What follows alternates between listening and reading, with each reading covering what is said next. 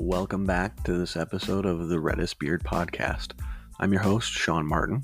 I'd like to thank you for joining me again this week, and I want to tell you a story this week about a movie that changed my life. Now, I know that might sound a little bit cliche, but for me, it's true. I once saw a movie and it did change my life. Coming up, I'll tell you which one and how. But first, I'd like to announce that I've started getting paid sponsorships for this podcast. So at the beginning of the podcast, I'm going to have the introduction and then a brief interlude from my sponsor. Stick around, it takes about 30 seconds, and we'll get right into it.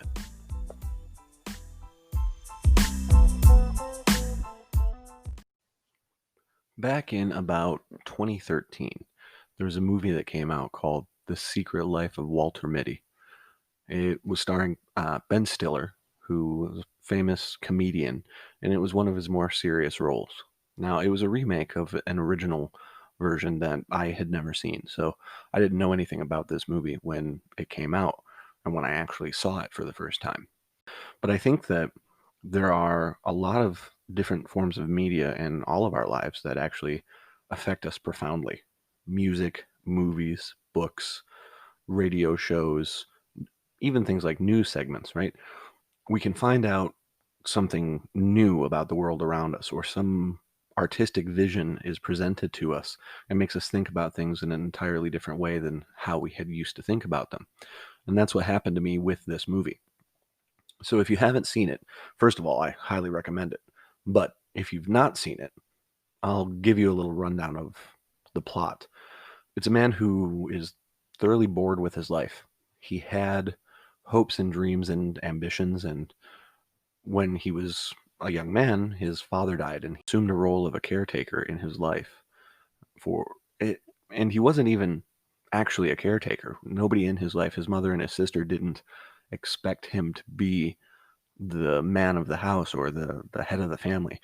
But he likely, and I'm assuming this here, probably projecting a little bit, but he assumed that that was a role that he needed to have, where he needed to be serious and go find a job and be normal, be stable, and be supportive for the rest of his family.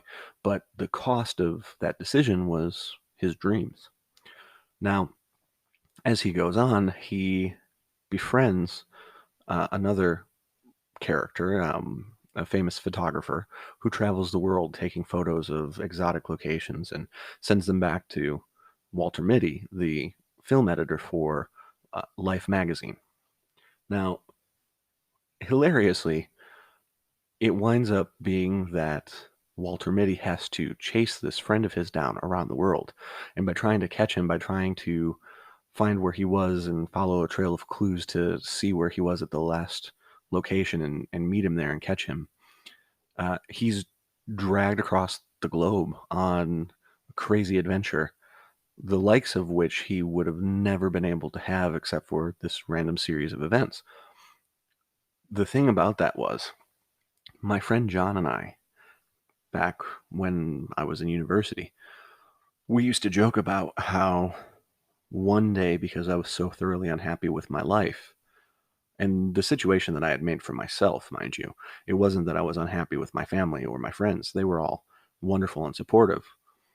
But my own life of my own choosing, consequences of my actions, I was so upset with them and my own inability to get up and move and do something different that John would joke with me that, one day he would come home and I would have just disappeared, and I would leave a trail of clues for him to come and chase me around the world and find me. So inside this movie, I saw a lot of myself, and I was completely unprepared to see that, right? I just knew it was a new Ben Stiller film, and sometimes I thought he was hilarious. Meet the Millers or other comedies that he was in, I thought he did really great. One of his most famous ones, Derek Zoolander, right? I didn't love it. Controversial, I know, but I didn't love it. And so there was kind of a hit or miss uh, idea about his movies. But I decided to go see this one, knowing nothing about it. Now, mind you, my own backstory. My father died when I was 10 years old, and I was left with immediate family of my mother and my sister. Great, powerful, strong women. Never expected me to be the head of the family, right? Never had any expectations on me that like I needed to step up and be the man. But society at large kind of puts this idea on young men that they need to fulfill this role. And it becomes sort of a pressure on us that we never talk about, and that the women in our lives don't actually expect us to fulfill, but we just assume that they expect us to fulfill it because we assume that all of society expects the same thing. So part of the pressure I had put on myself was that like I need to be the man of this family and I need to earn money and do all these things.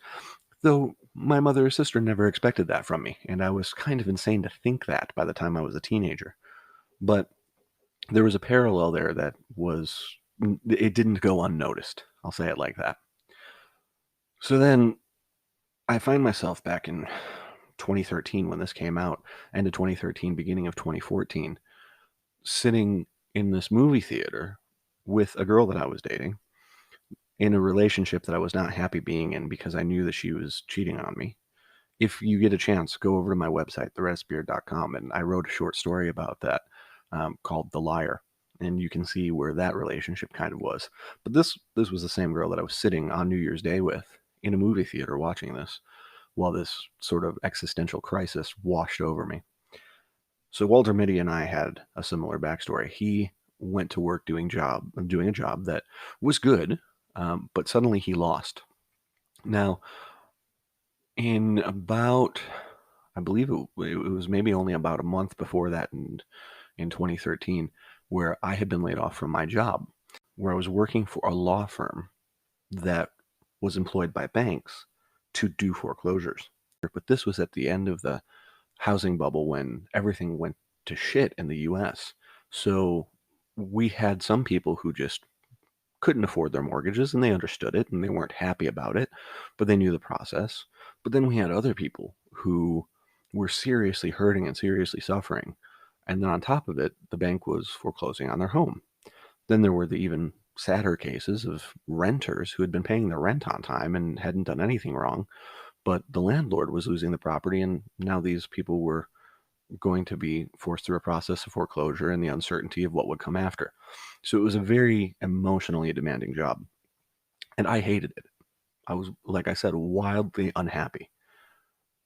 But when the layoffs came, and they came because a few years after that housing bubble burst, then the foreclosure rate went down because there were only so many houses in the US that could be foreclosed on, and they'd been working through them steadily. So the labor force at this law firm I was working at, one weekend in December, about 10% of the force got laid off. And we started referring to it as Black Friday because we all knew that it was going to happen probably again. The case count was down. They just didn't need as many people as they had. Foreclosures weren't going. It was great for the economy, terrible for me, which was the inverse of what had been happening before, right? The what was terrible for the economy was great for me because I worked in one of those small sectors that could make money off of it. But I was the one that was wildly unhappy in my department, and nobody from my department had been laid off in the first round. But we knew that a second round was coming. And I knew that I was the obvious choice. I was the only single, meaning unmarried person in my department that also didn't have kids. So if I were my boss, knowing how wildly unhappy I was with the job and knowing that everybody else was married and had kids and families to support, but that this guy, Sean, had a second job working in a pizzeria because I'd never stopped that. Apparently, my first love was pizza and always has been. But I had that second job. I had some tutoring income. I would be okay, and it wouldn't be devastating to an entire family unit. Clearly, I'm the one that I would have also chosen to lay off. Also, and I cannot thank Susan enough for doing this, she knew and warned me plenty of times I was my own worst enemy. And my inability to go out and do something that I actually wanted to do with my life, to go out and chase a dream, was of my own making. And she knew that I wouldn't be happy until I did it. So when the layoff time came around, I was called in on that Friday, and I stood up, and everybody kind of looked at me because we all knew what was happening. And I just kind of looked around the room and smiled and was like, all right, folks, it's been fun. And I was laid off. But after a few weeks of having lost this job, I'm sitting in this movie with this girl that I'm dating, and I see that Walter Mitty on screen is facing the prospect of being laid off from his job, right? So the parallels just keep building and building. Then he's got this friend, played by Sean Penn, that has this wonderful life around the world. And it reminded me of my friend John, who went to work for the United Nations. Now, he didn't just get lucky and go to work for the United Nations, right? It's not like the UN called him up one day and said, hey, you, right? He put in the work. He did what he needed to do. He went to a great university. He was I believe it was either a Fulbright scholar or a Rhodes Scholar. I don't recall which one. But then he went to the London School of Economics. He got a master's degree in economics. He's a brilliant man. He went to work for the World Bank first, and then he went to work for the United Nations. So he did the work, whereas I had made pizzas, right? And I didn't resent him, and I wasn't upset with him for it, but I was jealous of the fact that he had an ability to put in the effort and do the work that I seemed to lack. And I wasn't jealous of him or anything he had, except for this ability that to me was seemingly missing in my life. And he was as supportive as any of the rest of my friends. I have some wildly successful friends that are the most supportive people that I could ever hope to have in my life. And they've always encouraged me and they've never thought badly of me. And they're part of the reason why I'm happy and joyous and free in my life today. But John was this guy who kind of would go around the world. He was stationed first in Ethiopia, and then he would travel all over Africa from the UN office in Ethiopia. Then he was stationed in the Middle East, and he would still travel all over the world. And he had this life of travel and excitement, which I'm sure if you asked him, and if one day I get him on this show, I'm sure he will set the record straight that 90% of his life was boring office work. And, the travel and things like that were nice. But to me, it just looked like this life of excitement. And so he was out around the world. And when he would come home, we'd meet up and we would tell each other this story about how one day I would just be so fed up with it that I would wind up leaving, faking my own death and leaving a trail of clues for him to come to find me. And it would be something like, at my funeral for the death that I had faked, somebody would walk up to him and say, a mutual friend of ours says Havana is nice in the spring. And that would be the clue that I had snuck off down to Cuba. And so then he'd go chase me down there. And as he catches a glimpse of me getting into a 1950s era sedan in Havana, somebody would walk up and say, Turkish bazaars are something that our friends like to visit. And so then he'd have to track me to Istanbul, right? So crazy things like that. And we kept that story going for a long time. Ultimately, though, the story always ended the same. With me at the top of Mount Everest, after him trekking all the way up there, smoking a cigarette, waiting for him, and saying, what took you so long? Now, two things. I had clearly never been at an altitude above a few thousand meters because I had no idea that smoking a cigarette in that amount of oxygen would quite literally kill me from oxygen deprivation. I only discovered that after having traveled more and been to higher altitudes. And the second thing was, why would I go all the way to the top? Base camp is sufficient. Going all the way to the top would probably also kill me. So that's the setting of this story that John and I told each other as part of this kind of inside joke for a few years. It was like a running story and a joke for a few years. Now, spoiler alert ahead, if you haven't seen Walter Mitty, let's be fair, it's been 7 years. I'm not really ruining it for you. The whole thing ends with Walter Mitty, after being let go from this job and going on this crazy adventure to chase his friend around the world. He catches him in the Himalayas. And he just kind of stumbles past him as he's sitting there taking wildlife photography.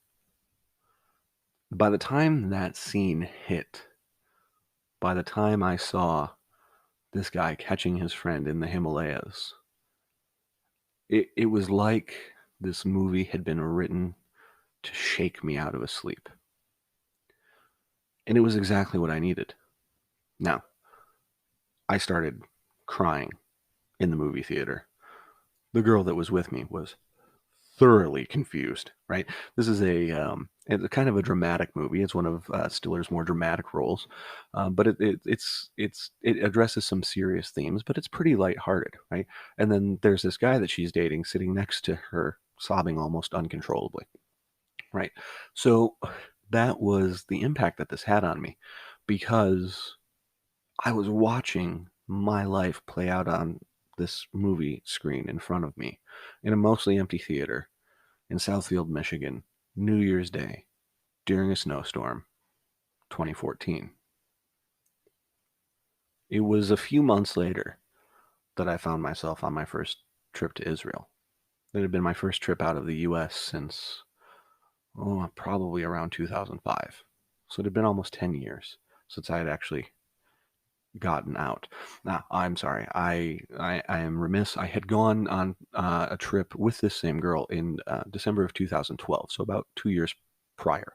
I had, no, a year prior, because it was December 2012 to January 2013. So I had been out on a 10-day trip, but nothing more than like a vacation. That 10-day trip was basically a glorified vacation. But in the summer of 2014, I spent 49 days, 7 weeks outside of the US living in Israel for the summer teaching. And that was my first real long term trip outside of the States. And it was to a culture that was similar in many ways to mine, but very different as well. And that's, if you've listened to the previous podcast, you know that trip is kind of the springboard of when I convinced my friend Nick to move to China with me, and then how the rest of my life got started. So that movie really literally changed my life. I'm not saying that every movie has to have that kind of a deep and meaningful impact, but I'm saying that sometimes those things do. And we should pay attention to them. At least I try to now. Even now, if you've ever heard the soundtrack to The Secret Life of Walter Mitty, there was a theme song that would play.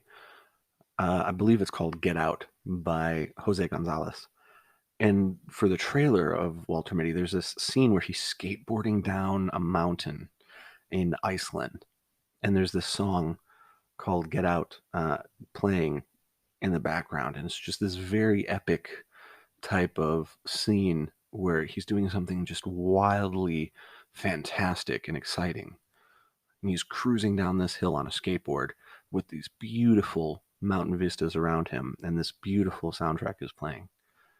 To this day, if I take a motorbike ride out through the countryside, or if I am driving across country, I'll play that soundtrack and I'll remind myself that I got out. At the end of one of my trips to Israel, the first one, that first summer, we were taking a bus from the north, from Nazareth, back down to Tel Aviv, to Ben Gurion Airport. And I put my headphones on the whole time, and I just kind of listened to that song on repeat, because I was sad that we were ending that trip, but I was so happy that I had actually had that moment, that I had gone out and I had done that thing. I had chased that dream. And even now, if I hop on my motorbike and take a ride through the countryside, in my playlist, in my motorbike riding playlist, that song appears. And there's always this random glorious moment where it begins, the instrumental begins, where the strumming begins, and it's always as I'm cresting a hill looking down at a beautiful valley, or when I went up to Pikes Peak in Colorado. I came around one of the hairpin turns, and I just got this beautiful landscape view of all of this mountain range and the Garden of the Gods below me, right as that song started.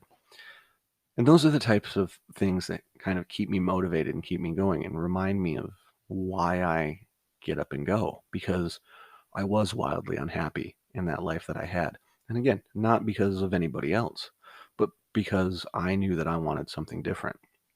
And I had just been too much of a coward to go do it. I'm thankful to that boss, Susan, for letting me go. And when I'm around, I tell her that. We meet up occasionally, have lunch. I'll catch her up on some things. She keeps up on my Facebook, and we'll send messages. And She tells me that she's proud of me because she knew that I wanted more, but I was standing in my own way. And I'm thankful to her for getting rid of me. I'm thankful to her for firing my ass and giving me the motivation to go do something else.